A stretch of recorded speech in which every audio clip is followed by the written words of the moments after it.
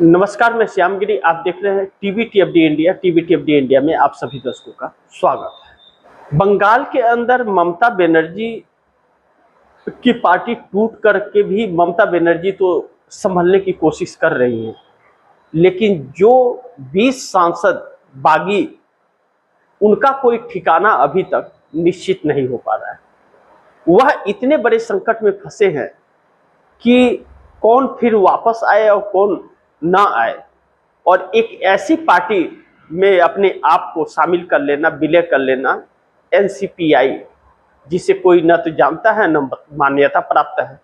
मतलब कहते हैं कि न घर के न घाट के, कहीं के नहीं हुए। भाजपा ने उन्हें तोड़ा और भाजपा ने लेन देन भी किया और उन्हें वैसे ही फुटपाथ पर ढकेल दिया कि जाओ, तुमको रहने का कोई ठिकाना नहीं है। एक ऐसा ठिकाना जिसे कोई जानता भी नहीं और जिसका कोई महत्व भी नहीं, क्योंकि वह रजिस्टर्ड ही नहीं है पार्टी।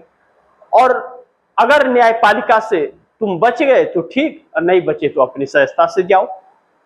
यानी कि उन 20 सांसदों को जो ममता बनर्जी की टीएमसी से टूटे हैं, अभी तक वह बागी नाम से ही जाने जा रहे हैं और जाने जाएंगे। ऐसे में इस स्पीकर ओम बिरला का क्या रोल होगा यह तो वक्त बताएगा, लेकिन वह बागी विधायक एनडीए गठबंधन के लिए अब बड़ी संकट बन गए, जिसको लेकर के अब एनडीए में बड़ी फूट होने लगी है। नीतीश और नायडू की चर्चा बहुत तेजी से अब हो रही है। समस्या यह आकर के खड़ी हो गई कि अब उसमें 20 में मंत्री कौन बनेगा और कितने बनेंगे, इसकी डिमांड हो रही है। और वह कह रहे हैं कि हम तो एनडीए को सपोर्ट करेंगे, हम तो मोदी शाह के नेतृत्व में काम करेंगे, काम करना चाहते हैं, बहुत अच्छा काम हो रहा है। अभी तक तो पानी पी पी करके कोस रहे थे, गालियां दे रहे थे पार्लियामेंट के अंदर, अब ललायत है उनमें जाने के लिए और मंत्री बनने के लिए। ऐसे में नीतीश कुमार के ललन सिंह को मछली पालन मंत्री बनाया गया है और चंद्रबाबू नायडू के भतीजे राम मोहन नायडू को बनाया गया उद्यान मंत्रालय। तो इन्हें अब कौन सा मंत्रालय दिया जाएगा? एक तो मछली लेकर बैठा है और दूसरा उड़ान लेके बैठा है, तो तीसरे को क्या मिलेगा, यह देखना बड़ी महत्वपूर्ण होगा। लेकिन कहीं ऐसा न हो कि यह 20 बागी एनडीए गठबंधन के टूट के कारण बन जाए, यह भी एक समस्या आकर खड़ी हो गई है। लेकिन सबसे बहुत महत्वपूर्ण इसमें यह है कि नीतीश और नायडू का साथ ममता बनर्जी को मिलता हुआ नजर आ रहा है। नीतीश कुमार ने अपनी बैठक बुलाई है पटना के अंदर। नीतीश कुमार की बैठक का निर्णय क्या होगा, उसमें से निकलता क्या है, यह देखना बड़ी महत्वपूर्ण होगा। लेकिन राहुल गांधी की भी एंट्री 11 जुलाई को पटना में हो रही है और छात्रों संग संवाद होगा उसका, जिसकी जिम्मेदारी तैयारी की पप्पू यादव और राजेश राम, कांग्रेस के प्रदेश अध्यक्ष हैं बिहार के, उनको दी गई है।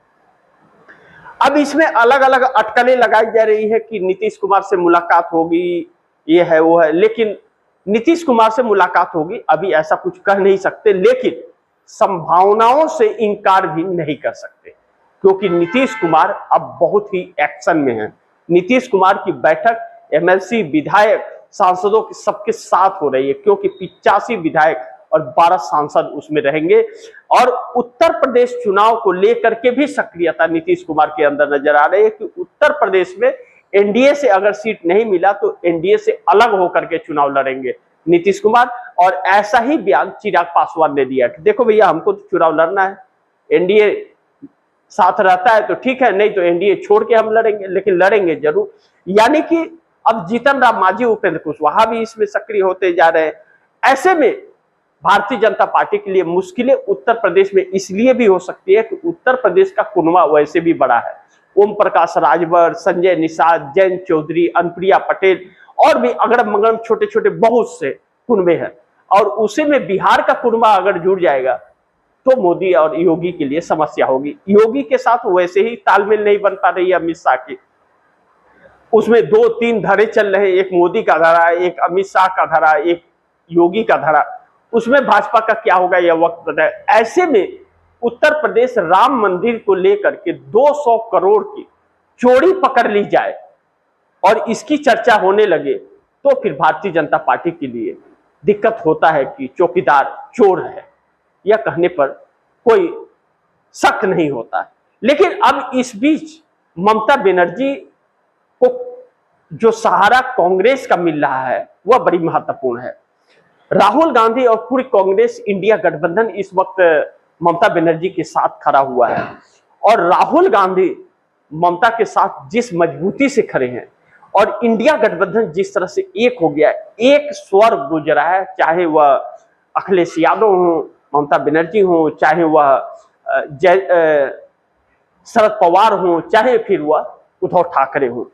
क्योंकि संजय राउत ने जो बयान दिया कि कांग्रेस से निकले हुए लोगों को अब कांग्रेस में विलय कर लेना चाहिए, तो इसके जवाब में सुप्रिया सुले, शरद पवार की बेटी ने उसका स्वागत किया। उन्होंने कहा कि हमारे बड़े भाई जैसे हैं संजय राउत, और उन्होंने जो कहा सही कहा। टीएमसी तोड़ दी गई, एनसीपी तोड़ दी गई, शिवसेना तोड़ दी गई, और अब टीएमसी ममता बनर्जी के साथ जिस तरह से किया गया, यह बड़ी चिंता का विषय है। हम इस पर विचार करेंगे, विचार कर रहे हैं।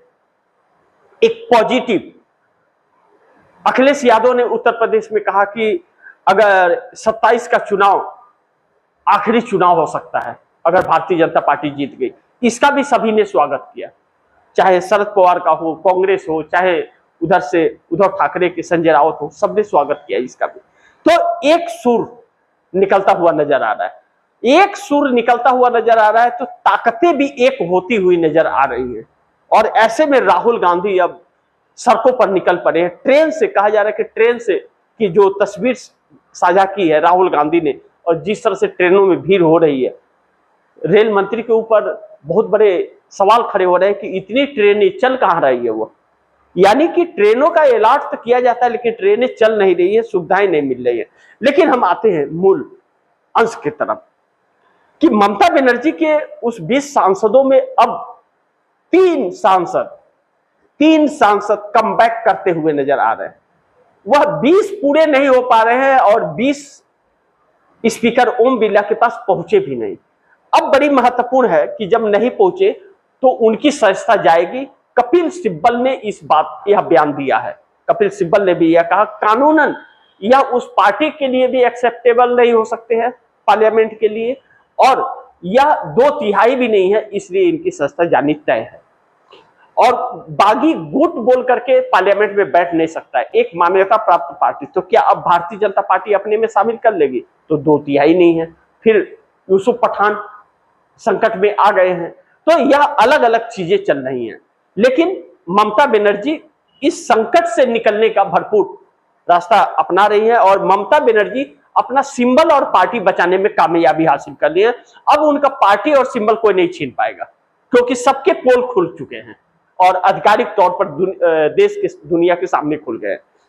अब आते हैं इंडिया गठबंधन की उन सक्रियता पर। तो क्या इंडिया गठबंधन एनडीए गठबंधन को तोड़ना चाहता है?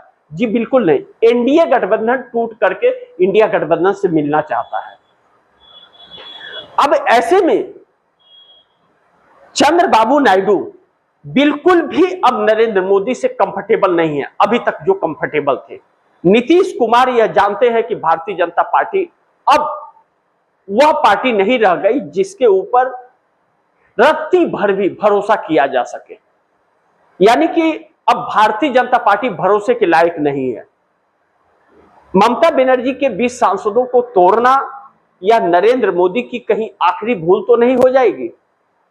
क्योंकि जिस तरह से जेडीयू नीतीश कुमार की पार्टी वह झुकाव कर रही है कांग्रेस की तरफ, कांग्रेस मजबूत होती जा रही है और ऐसा प्रतीक हो रहा है कि नीतीश कुमार एनडीए में रह करके इंडिया गठबंधन को एक करने में लगे हुए हैं। बहुत बड़ी भूमिका उनकी देखी जा रही है। ऐसे में तो फिर अगर नीतीश कुमार एनडीए गठबंधन में रह करके इंडिया को मजबूत करने का अगर काम अंदर खाने करते हैं और लालू प्रसाद यादव से हाथ मिलाते हैं और राहुल गांधी का मतलब पक्षपात होता है जेडीयू के अंदर, इसका मतलब कि मोदी के लिए शुभ संकेत नहीं है। इसका मतलब कि यह जरूर अब कुछ बड़ा खेल चलने वाला है। चंद्रबाबू नायडू किसी भी वक्त ऐलान कर सकते हैं समर्थन वापसी का।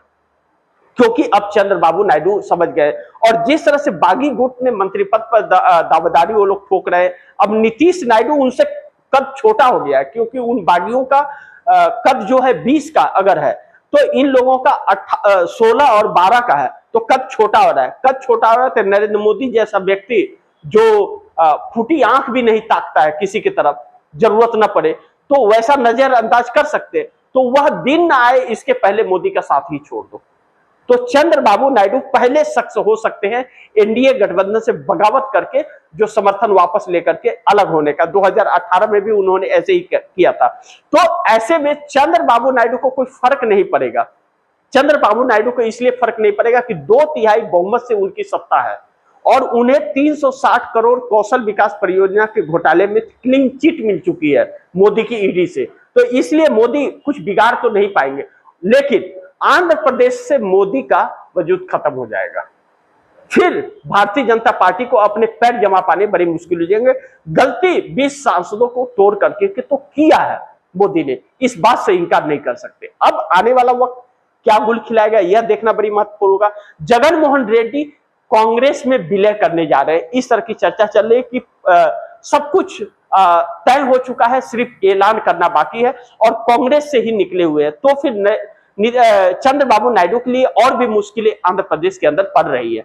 ऐसे में नीतीश कुमार भी तरफ से भी धमकियां यही आ रही हैं और नीतीश कुमार की बैठक के बाद सम्राट चौधरी सरकार बड़ी मुश्किल में पड़ सकती है बिहार के अंदर, यह बात कहा जा रहा है। यानी कि भारतीय जनता पार्टी को जो इस वक्त चला रहे हैं मोदी और शाह, जिस तरीके से चला रहे हैं, अब यह स्वीकार्य नहीं है, न जनता को स्वीकार्य है और न तो गठबंधन के घटक दलों को स्वीकार है। जो साथ दे रहे हैं वह मजबूरी में दे रहे हैं। लेकिन उत्तर प्रदेश का चुनाव जो 2027 में होना था वह नवंबर दिसंबर में ही 2026 के ही आखिरी में होगा। अगर भारतीय जनता पार्टी करना चाहते हैं, जो 100% होगा, क्योंकि पीएम आवास से ही सब कुछ लीक होता है यह, और तैयारी पूरी चल रही है। एक झांसा देने की कोशिश की जा रही थी, लेकिन इंडिया गठबंधन को पता था कि चुनाव 26 में ही ये लोग करेंगे, इसलिए राहुल गांधी ने पहले कह दिया था सबको तैयारियां शुरू करो। और पूरी 403 सीटों पर अखिलेश यादव और कांग्रेस की तैयारी उत्तर प्रदेश,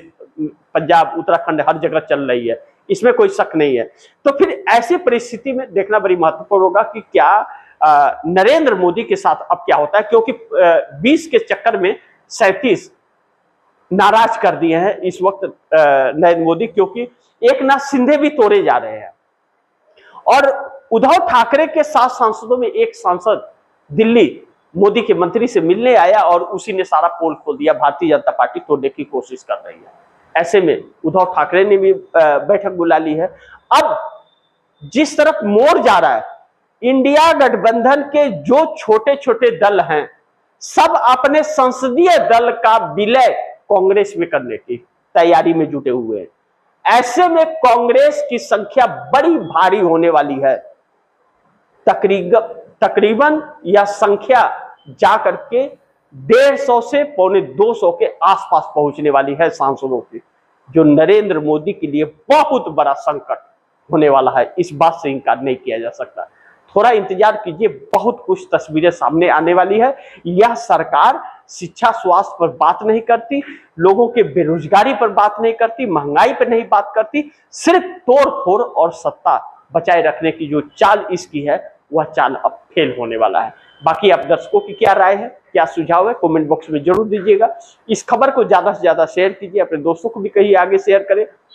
और आपने टीवीटी अपडेट इंडिया को सब्सक्राइब नहीं किया, सब्सक्राइब कर लीजिए, अपने दोस्तों को भी कहिएगा सब्सक्राइब करें। मिलते हैं अगली खबर के साथ, तब तक के लिए नमस्कार।